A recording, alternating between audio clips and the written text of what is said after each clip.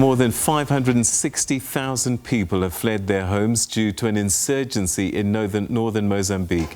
The United Nations Refugee Agency says that the violence and humanitarian crisis in the region will worsen if the international community fails to intervene. Last December, the United Nations regional directors for Eastern and Southern Africa visited Mozambique to assess the plight and the needs of the displaced population. For more on this, we're now joined by the spokesperson for the United Nations High Commissioner for Refugees in Maputo, Juliana Ghazi. Thanks so much indeed for joining us. Welcome to the program. Thank you so much. Pleasure to be here. All right, so were you part of that mission that visited Cabo Delgado in December? Just give us a sense of how bad the situation is there for the affected communities. Yeah, the situation in Cabo Delgado is really dire. It's a humanitarian and a protection crisis with human rights abuses on civilians that are happening on a daily basis. Those who fled Cabo Delgado, they had to leave everything behind, their homes, their lands, their animals, even their identity documents, as they were fleeing to save their lives. So the situation keeps deteriorating, and the number of displaced people have been increasing every day. And we all need to act more if we want to avoid humanitarian catastrophe. There are currently 530,000 internally displaced persons in the provinces of Cabo Delgado, but also in Nampula, Niassa, and Zambezia. This represents almost 5 times the number that has been registered in March 2020. And many districts continue to be inaccessible because they are occupied by armed groups and remain at high risk of being attacked. I mean, the number of people displaced is staggering, which means we're looking at a pretty serious humanitarian crisis, I guess. What help have you been able to afford these displaced people? So UNHCR has a presence in Cabo Delgado since November 2019. We have an office in Pemba, and we also have a long-established presence in Nampula for the refugee response. We have a growing team on the ground in Pemba. We have been able to assist displaced people with shelter material and essential items such as blankets, mattresses, cooking sets, and so forth. Our plan for 2021 is to assist 32,000 IDP households with core relief items. Other than that, UNHCR is the lead of the protection cluster in the affected areas, and we've been working with partners to increase our humanitarian response. This includes establishing networks of protection focal points from the community to identify and refer persons with specific needs and provide information about referral pathways, about our programs, and to actually tailor UNHCR programs to the different needs on the ground. We've also been promoting several community-led initiatives to foster social cohesion between IDPs and host communities, which is very important at the time as well.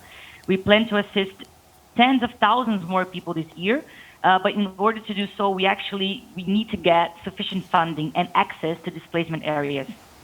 All right. What kind of funding are you looking for, and what would you say is the greatest need right now?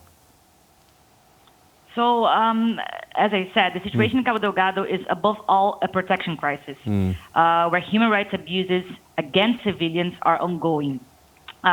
During my field missions to Cabo Delgado, to Nampula, the stories I hear are simply horrifying, are very shocking.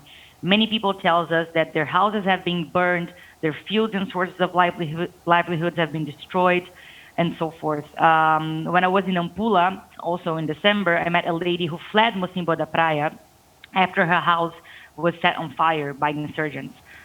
She managed to escape with her family. She hid in the bush. She walked for days and days until she reached, weeks after she reached Nampula.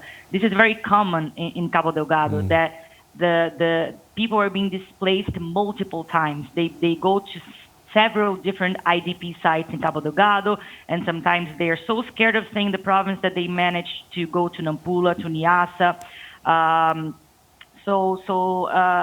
It's also really important to mention that these attacks, they have been happening in a context of of poverty and inequalities. So the level of insecurity, it's really increasing. Another very pressing need is shelter.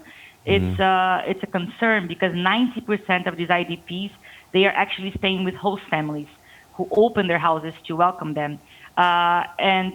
Most of the times, these houses are small and they cannot accommodate everyone. So we're talking about 50 people living on the same houses sometimes, which increases their risk, their vulnerability, also for COVID-19 and other illnesses. It sounds like a situation that's escalating by the week. What can the international community do to assist, to perhaps try and curb this violence, which is at the center of all of this? So we need to work together. First and foremost, what is crucial here is that the international community needs to be aware of the humanitarian crisis in Cabo Delgado.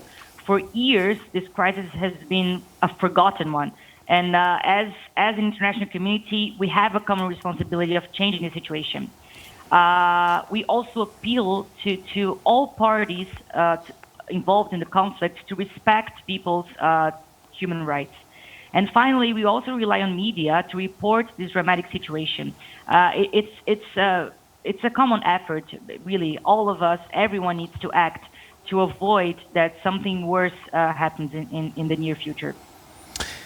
You said at the beginning of this interview that access is quite difficult, and I would imagine that it's difficult also for the media, not just because of the location, but we've been hearing that the authorities in the past have not made it easy for the media to get out there to see the situation for themselves. Yeah, definitely. This is something that we need to work more. We need to work more in accessing the areas, especially because there are areas where we know there are a lot of internally displaced persons that we cannot access. So this is something that we need to work together as a community. That's why UNHCR has been working with other protection actors, other humanitarian actors on the ground to actually revert the situation, being able to get there to provide the support and assistance that these individuals deserve. All right. In their joint statement by the United Nations regional directors for Southern and Eastern Africa, they spoke about the need for investments in Mozambique. What kind of investments are needed and that they're talking about? We definitely need more funding to make sure that we provide a timely and adequate assistance to these hundreds of thousands internally displaced people, especially to provide them with shelter and to alleviate the burden of families who actually have been hosting them. We also need to give special attention to the most vulnerable ones, to the youth, for example, who have stopped going to school because of the conflict. We must help them get access to education.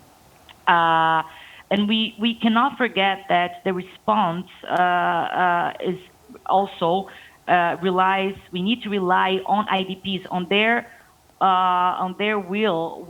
They are the ones that are they are the ones that best judge of what they can do, where they can be relocated, how they can be relocated. So every time, UNHCR is always advocating for relocations to happen in a safe way, in a dignity way. So IDPs have well-informed decisions on where to go, where are they being relocated.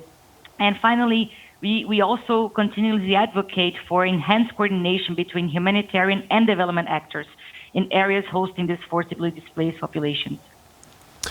All right, that's where we're going to leave it. Thank you so much indeed, Juliana Ghazi, the United Nations High Commissioner for Refugees, spokesperson in Maputo. Thanks so much indeed for your time. And we wish you the best in dealing with this growing humanitarian crisis in Cabo Delgado. Thank you. Thank you so much for the time. Thank you. Good evening.